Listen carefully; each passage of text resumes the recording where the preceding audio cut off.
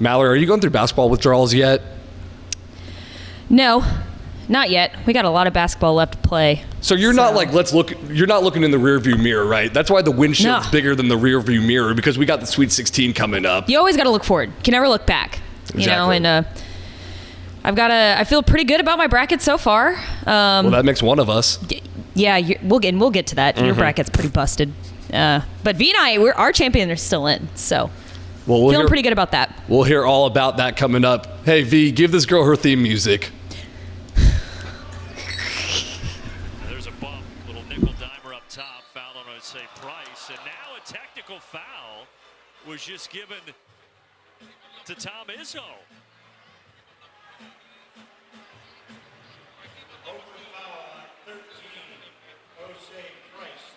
Again, the foul was on Oakland there, so this something that Tom Izzo upset about, though, and they quickly teed him up. Basketball, gimme the ball because I'm gonna dunk it! Basketball, gimme the ball because I'm gonna dunk it! Yeah! Basketball, gimme the ball because I'm gonna dunk it!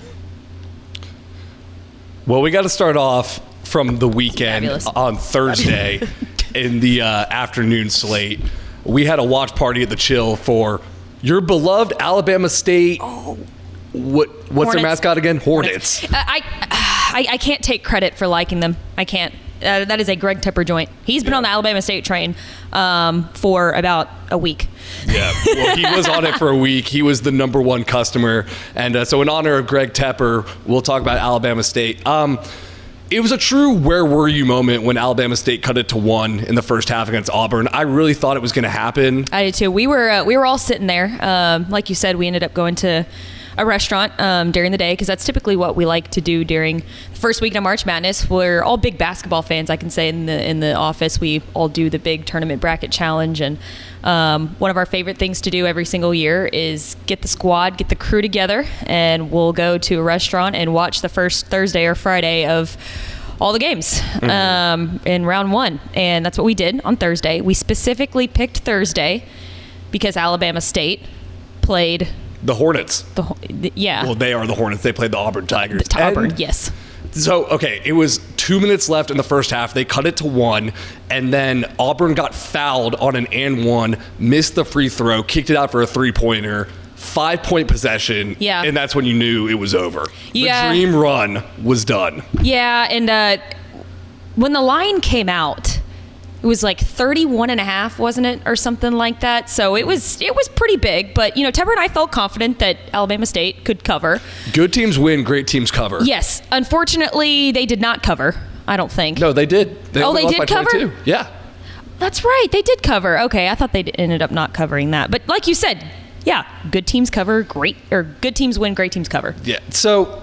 An almost upset, and that kind of goes with the theme of this whole tournament. There's been 0 upsets. I saw from Chris Vanini, The Athletic, the only time in the history of March Madness that the Sweet 16 is only made up of power conference teams. And this was also the only time in the last 15 years that all seeds 1 through 4 won their first round game. So, Mallory, where's the madness? How do you rate this tournament considering it's just March? It's not March Madness. Well, I think there were a couple of first round upsets. And here's the crazy thing. We were talking about this in the office when we first came in this morning. I don't really think there's a Cinderella team this year. I think maybe you could make the argument that McNeese winning that first round game. Who'd they play? I don't remember. Clemson, yeah. I didn't remember who they played either. I was too focused on the student manager, Amir Ora Khan. Who rocks, by the way. Mm-hmm. He just signed a new NIL deal. Did you see that? Yeah, and I'm pretty sure he's going to NC State with his head coach, Greg Tepper. Will Wade. Amazing. You wonder why Greg Tepper isn't here. He said he's on vacation. He might be taking the NC State basketball job. I would not put that past him. I would not put that past him. So, but I would consider that an upset. Just because, one, I remember looking at the score of that game, and they were up by like 30 at one point. They ended up only winning by 2, which is, a little nerve-wracking. But they were up by they chilled out a little bit. Now, another one that was super interesting to me was that Memphis-Colorado State game, because Memphis, technically a 5 seed, should have been favored over the 12 seed Colorado State, but they weren't. They weren't favored in that game. And sure enough, Colorado State won. And I went back and forth in picking that game because I really like Memphis and I really like PJ Haggerty, but I talked to Ish about it a little bit and he was like, I think it's because Memphis, they've struggled.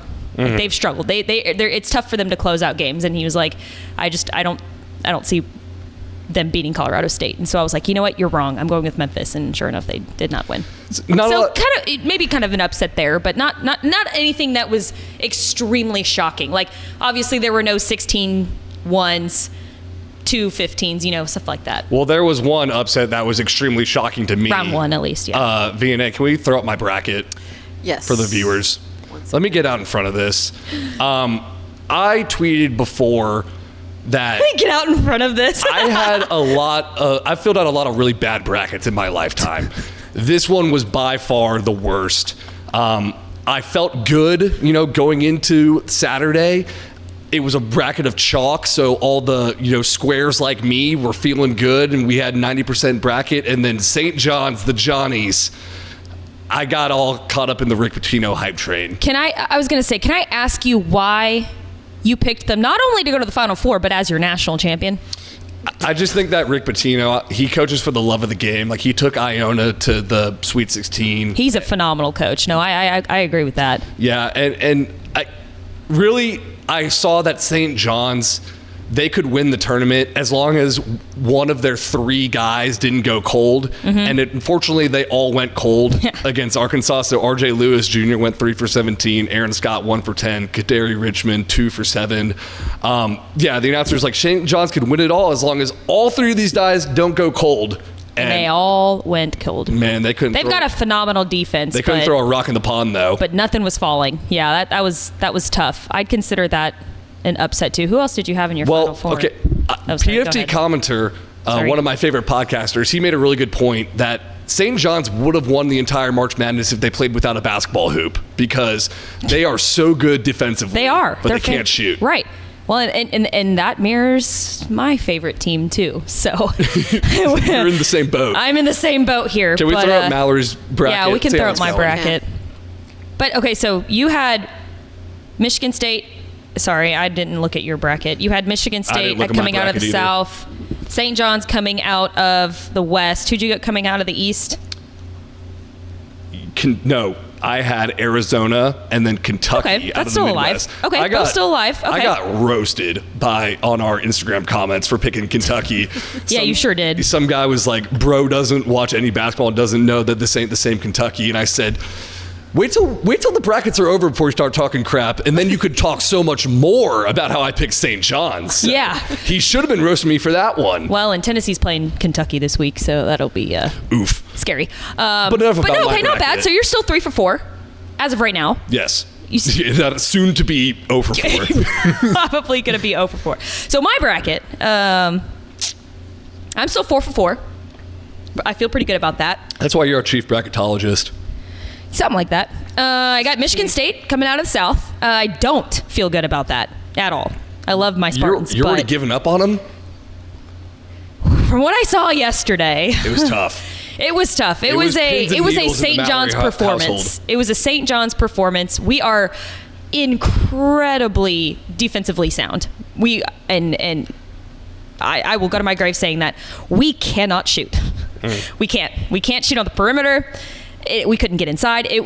Nothing was falling for us. And New Mexico's a good team. I'm not going to lie, but we should have beaten New Mexico by a little bit more than that. Anyways, off my high horse here, but I still have us coming out of the South.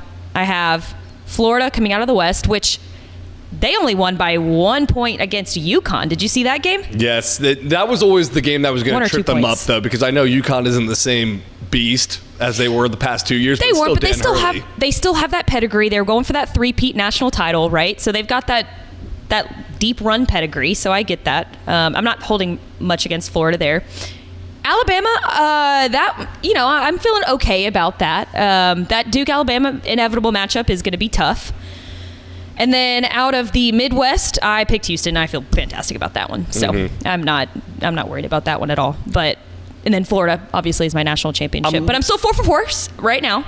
So I'm looking at V's bracket. And VNA. It's called Oh, gosh. V's Educated Guesses. Yes. Did you pick all 1 seeds in the Final Four? No, I didn't. Yes, you did. No, It's I didn't. Auburn, Duke, Houston, Florida. You're I did. all You're 1 right. seeds. she's like, no, I didn't. And we're like, yeah, you She Yeah. wanted to beat the 1 seed only know what? allegations. Yeah. I'm not going to let you. I'm feeling mid.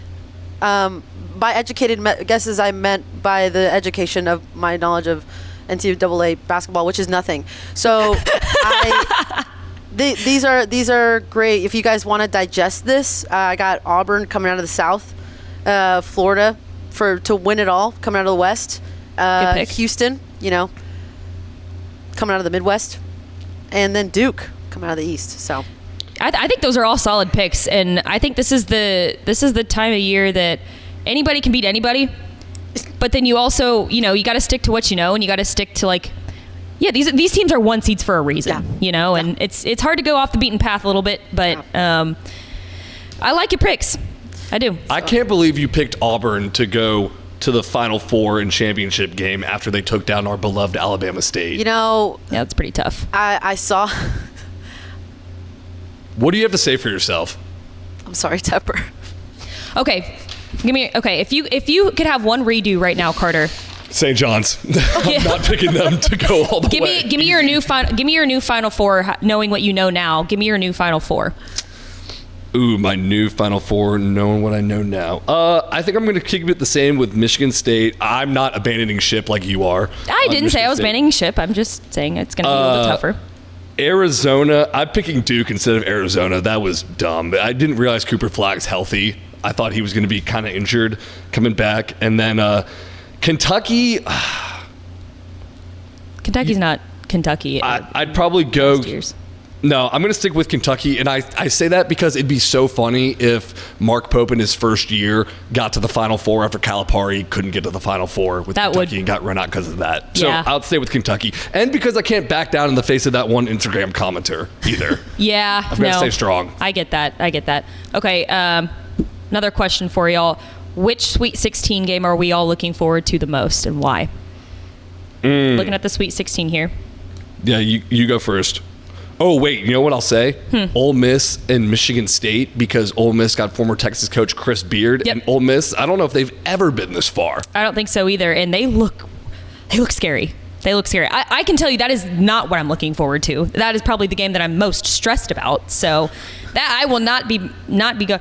I really like Kentucky, Tennessee.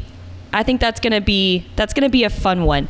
I believe Tennessee won pretty handedly in the regular season against Kentucky, but I think Kentucky can give people fits, and also they've got that March Madness pedigree. Anything can happen in the tournament. I think that's going to be one of the ones that I'm looking forward to probably the most. I like Texas Tech too.